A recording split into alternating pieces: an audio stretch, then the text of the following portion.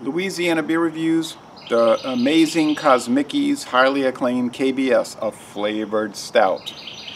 Well, here we are. It's not even 7:05 a.m.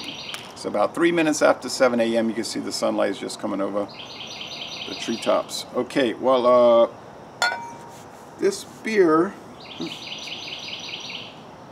was bottled on March 6, 2019, 12.2% alcohol. Barrel aged for a year in a cave. Lots of coffee, lots of chocolate, lots of dark malts, lots of hops. I got a 4-pack and it was $4.12 a bottle.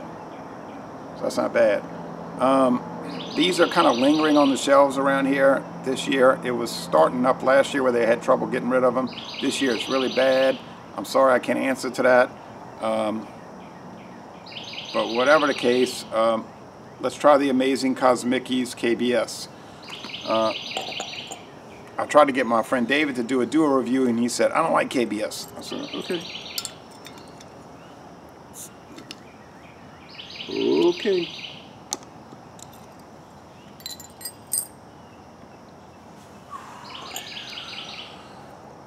The Porthole Cocktail Lounge on the lakefront, New Orleans. Well, that's not there anymore, and most of that West End area was destroyed by Hurricane Katrina.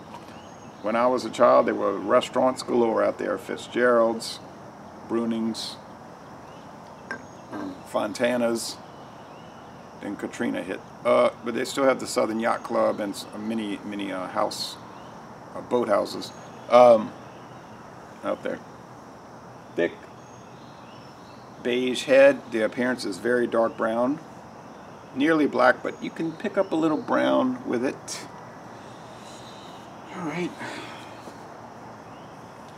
so let's get started with this early morning escapade.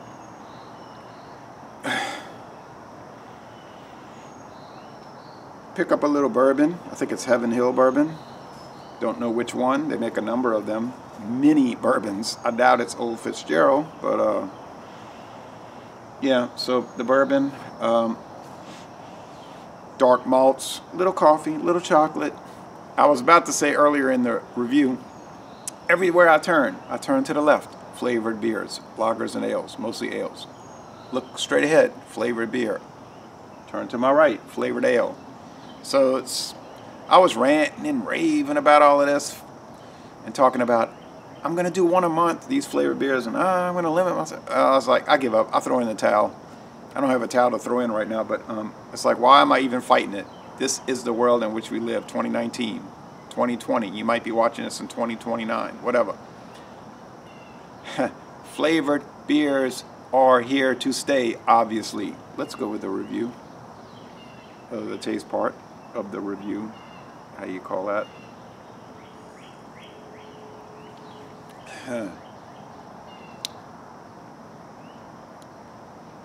Okay, I tried the 2014, I tried the 2015, I tried the 2016, 17, 18, 19. I think there was one I missed in that lineup somewhere along the line. I've had a number of them now,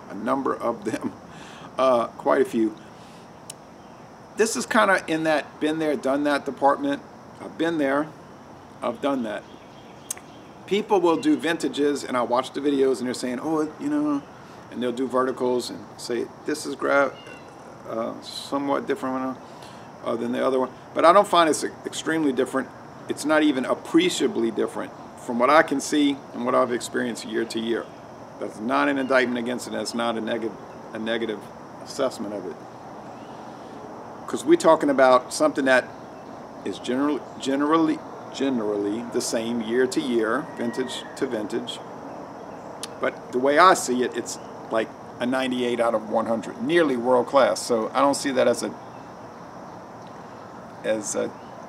negative. Now my friend David, he doesn't like it. Well, he has a right not to like it. He doesn't really like Founders beers. He was, going complaining about them, and which is fine. You don't have to like or dislike any beer brand or company. You can just enjoy whatever you want, and you can attack whatever you want. That's the freedom of the beer world, But I am one of the partisans, you know, I'm favorable towards founders. Not always, generally. I have been very pleased with this. Chocolatey, certainly. Coffee, yes.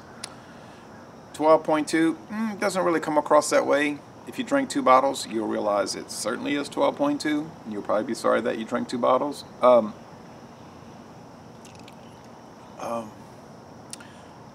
It is a 90. I'm still going to go with that score, an A+, 98 out of 100. It's outstanding. Not quite world class. World class would be above 100. A beer that's beyond what it should be, beyond perfect, you know. That's not common. And not cheap, generally. Not cheap at all. But anyway, I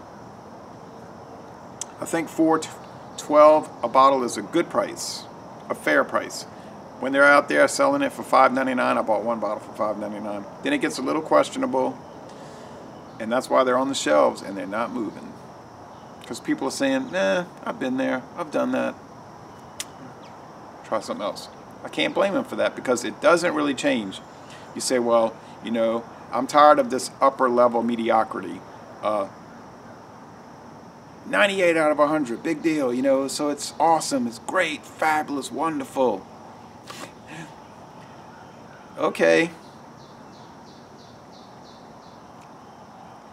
You hear Alabama football fans, you know, going, the guy's a bum. All he ever does is go to championship games, and look at last year, they got blown out. He's trash.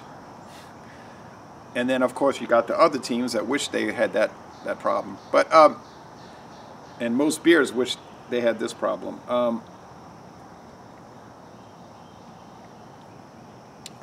It's a high, medium mouthfeel. It's bourbon barrel.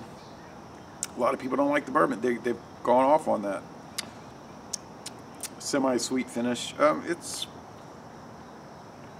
It's wonderful. For $4.12 a bottle, I'll buy it in 2020.